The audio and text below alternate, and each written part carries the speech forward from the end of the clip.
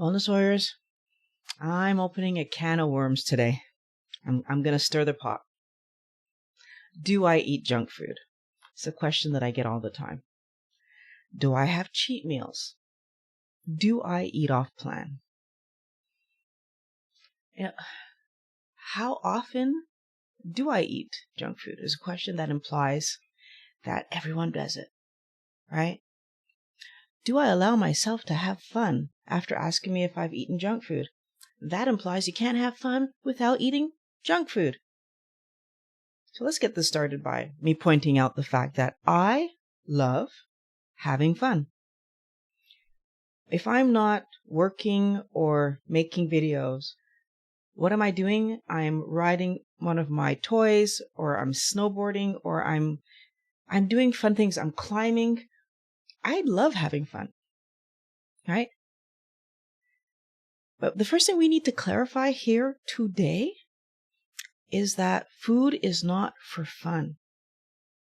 And if you have foods that you need to have to feel like you're having fun, you're in a terrible relationship with food. Yep, I'm saying that out loud. You're using food in a way that's going to maintain your excess weight. It's going to keep you in a poor health scenario. It's going to keep you frustrated with the choices you're making about your food, because most people who are watching my channel are trying to lose weight, are trying to get their health in a good place. And if you're using food to entertain yourself, you're making a huge mistake. You need to prioritize health over the fun tastes of food. If you're excessively chasing food, you need to see that you're behaving exactly like the person who is excessively chasing wine, right? And we would be all looking at each other and saying, like, that person's out of control, right? We wouldn't sit there and say, oh, that's normal, that's natural because it's after 6 o'clock, right? There's something inherently difficult. There's something inherently dangerous, not even difficult, dangerous about someone who feels like putting something in their mouth is what's going to help them to be happy. So we need to be very clear about this. I'm starting this video strong because I want us to get through the next month and a month without coming out the other side 50 pounds heavier, aching joints, not feeling good. That's not the way that I want to celebrate my holidays, right? Feeling horrible afterwards. So getting back to the topic, do I eat junk food, right? But the answer is actually in the question. Why would I eat junk? The fact that it's called junk food, no, I don't eat junk food, right? And can we even just talk for a minute about why this question is even asked? It's because we're programmed to ask this question. Oh, you're eating really healthy. Do you eat junk food? It's like those two things are connected together somehow. Why is that question connected together? Because the real question that they're asking you is, do you cheat on your diet? And why is that question asked? Because everyone cheats, right? Right? Everyone cheats. You cheat on your spouse. You cheat on tests. No, you cheat on your diet, right? Because nobody is perfect, right? Of course not. Nobody's perfect. So therefore you must cheat on your diet. Again, Wellness Warrior, can we just acknowledge that we are confusing the fact that we aren't perfect with this different idea of allowing and even encouraging bad behavior? Because I don't need to be perfect to not cheat on my diet. But cheating on my diet isn't an accident. It's not something that's happening out of my control, because that's what not being perfect is, right? Not being perfect is, we're talking about the fact that everybody makes mistakes. But cheating on your diet is not a mistake, right? But we use this idea as a way to get around doing what we're supposed to do. So, for example, because it's impossible to know exactly what's in every single thing on a restaurant menu, right? It looks like it's obvious. Like, okay, if I order for example, if I order a hamburger, you would think you're going to get a beef patty, some lettuce, some tomato, some slices of bread. That should be obvious. Well, here's something interesting. Is it possible that there's other things inside of that beef patty that's not beef? Not even is it possible, it's absolutely the case. There's always more than that in there. Okay, so throw that out because that's junk food. Let's say if I go to a restaurant and I order a steak with a side of vegetables right? And now that's not a cheat, right? But what spices did I put on it? Have you ever, because I know I've gone to the restaurant and ordered something that I thought was going to taste savory, and then I take a bite and it tastes sweet. Now, did I expect that? No, I just ordered the meal that looked to me like it was making. So, of course, we all make mistakes. But if we look at that story and say, oh, because we can't know what the restaurant is putting in their spices or how they're doing their whatever, that means that, and I go out to eat, I'm shooting the dice. No, it doesn't. That's not an excuse to not ask questions. That only had to happen to me once for me to really start grilling the waitress on how do you spice your meat? What flavors are we going for here? And then all of a sudden you start getting knowledge that, oh, well, they use the best quality maple syrup. No, I don't want maple syrup on my meat. You need to be willing to ask questions. Because it's rude, right, to say no to our hosts when they offer us, something. It's rude. So therefore we end up taking the cookie or the soda and actually consuming it. Because heaven forbid I be rude and say no to my host. What are we trying to? That's an excuse. Well, I need us all to see that these are excuses that we give ourselves to do the wrong behavior, right? I can't be the only one there not holding a drink. That's an excuse, right?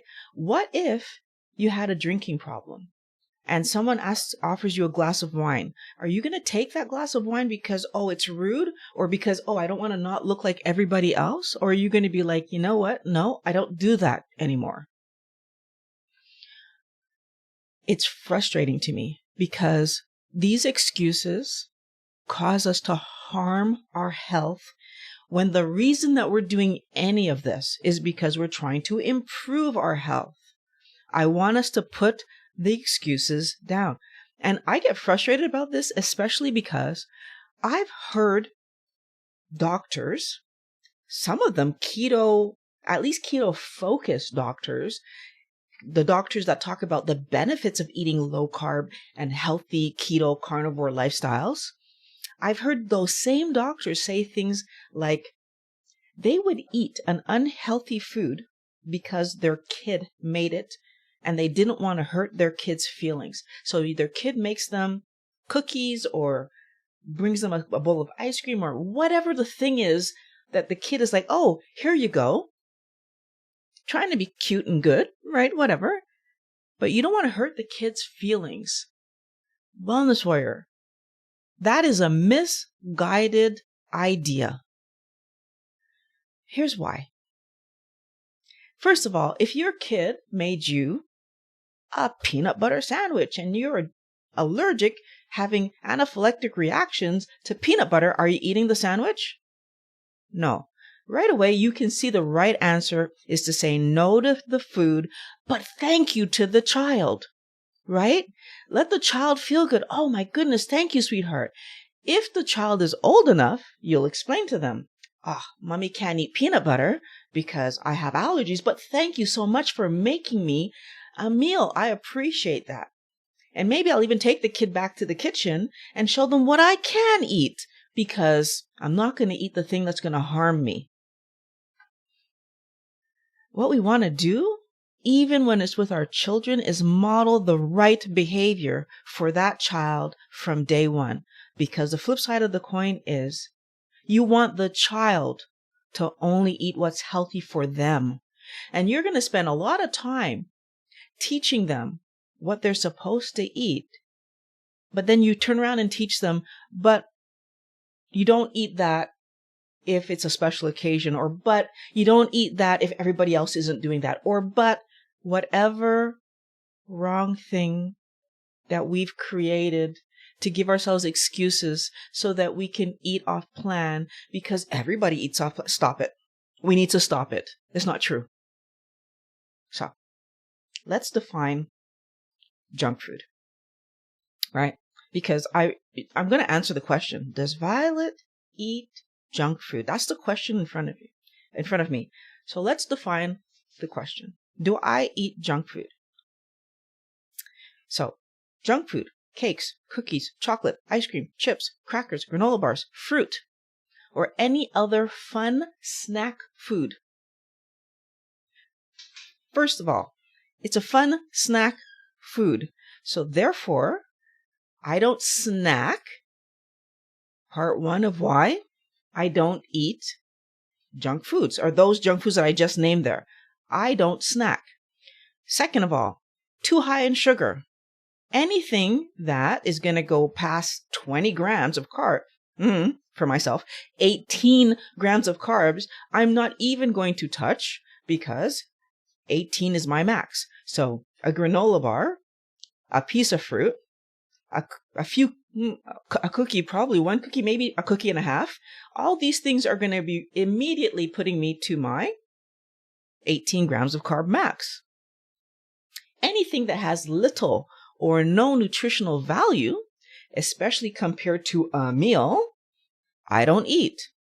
Again, going back to the fact that these things are typically junky, right? Are typically eaten between meals. Now, this is the other piece of the puzzle. Because these things are typically eaten between meals, they cause insulin spikes. And because they're sugary and eaten between meals, they cause extra insulin spikes that are super high, that are unnecessary. So those things that I've just listed, clearly I would not eat. I have not eaten in over 4 years. And I'm saying 4 years because keto cookies, so peanut butter cookies and that kind of stuff, I have had so it's been only 4 years since I've had that. But that, yeah, I would say that would be the last thing. Okay, so let's move on, as I'm rambling here. Any processed food. So if my definition of processed food, because everybody's going to have a different definition, and then I'm going to have the purists who are going to say, oh, but, everything that we eat is processed because it's coming from, so because fruits technically are processed, they get washed, they get cleaned, whatever. So I get that. So any processed food, and in my definition, if there are 5 or more ingredients on the package, that's a processed food.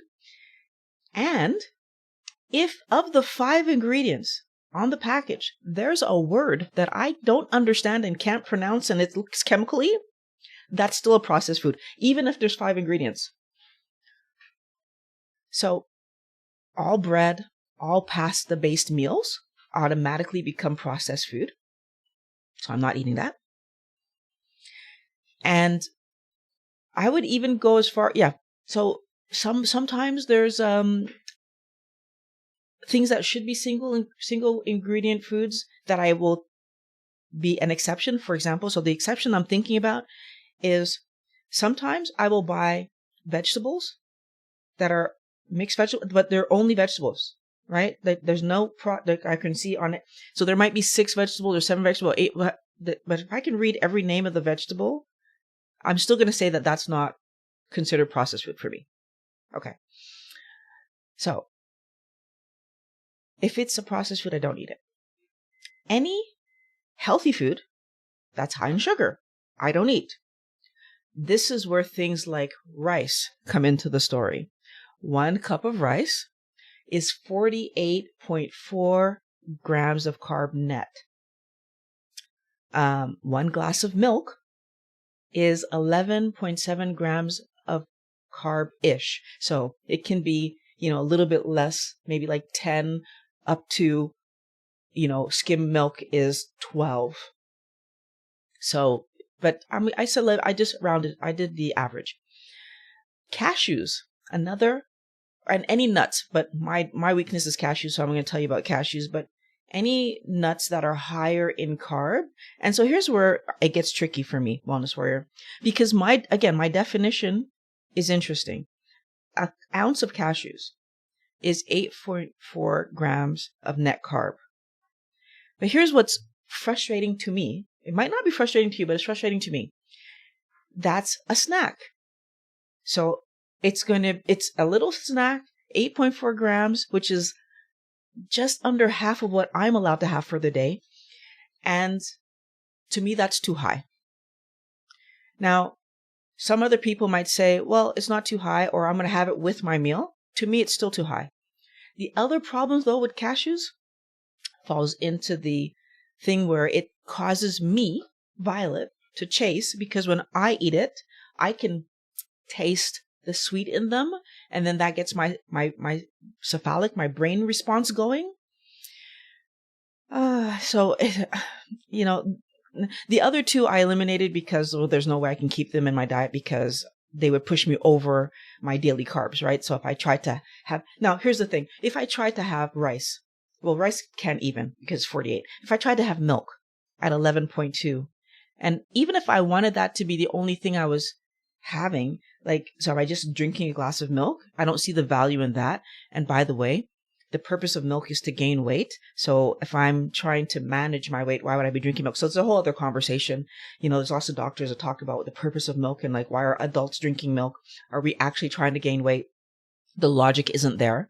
But the other thing here is that I don't go over my daily carbs, right? Going over your daily carbs eventually causes a problem, Wellness Warrior. We need to stop pretending like the things that are true aren't true. If you go over your daily carb count regularly, which is what happens to me when I allow cashews into my life, just saying, but I could see it with any food that would be higher in carb because it would get that cephalic response going. It would get that dopamine hit going. It would get all these things going that cause you to start chasing, right? So your weight's going to go up. But the more important problem that is happening that nobody seems to care about is that your internal damage resumes. Internal damage is much more important than my weight going up. I don't understand why we focus so much on weight when internal damage is happening, right? So chasing junk food because I've let it back into my life, not a smart thing for me to do. Now, another thing that I consider junk food that I know a lot of people won't necessarily agree with me, but I consider this junk food. Any food that you're allergic to should be considered junk food, right? But have you learned to see food that you're allergic to as junk? Have you? First of all, I would love, put what you're allergic to in the comments and tell me, do you feel jealous of those foods when you see other people eating those things, right? Are you like that's garbage, which is how I look at it? Or are you looking at it like, oh man, you're so lucky because you get to eat this thing? Because honestly, I don't understand it. I've seen people who violently, when they eat dairy, and then they're like, oh man, you're so lucky you get to eat that. Really, why? There's two things I can tell you about dairy. At one point, I was having trouble with dairy, and they told me, oh, buy these pills and you can still eat dairy and whatever. And I did it for a little while and I was like, this is ridiculous. I just stopped eating dairy for years, actually. And then had it and everything was back to normal. And this was before I was keto. No reaction. My body was just telling me to stop having it. Stop having it. Why are you eating this thing? And the question came to me after, like, why was I trying to force my body to have something that every signal my body was giving was saying, stop eating that garbage. So yes, every single thing that is making you sick, that you are allergic to, you should see as junk, and it should be out of the... So for me, nightshades, junk. I do not see those things as food. I'm not chasing. I don't care that you love peppers and that. I don't care. Beef, because it makes me feel sick. When I eat it, thalassemia. Junk. I don't even look at it. I'm not jealous. I don't care if other people eat it. It's junk food for me. Coconut oil. Used to be able to use it. All of a sudden, I don't know why, is causing my hands to not do well. Junk. No longer use it. Is it a great source of MCT like quality oils? Yes, it is, but it's not for me. That's all that is. Cats.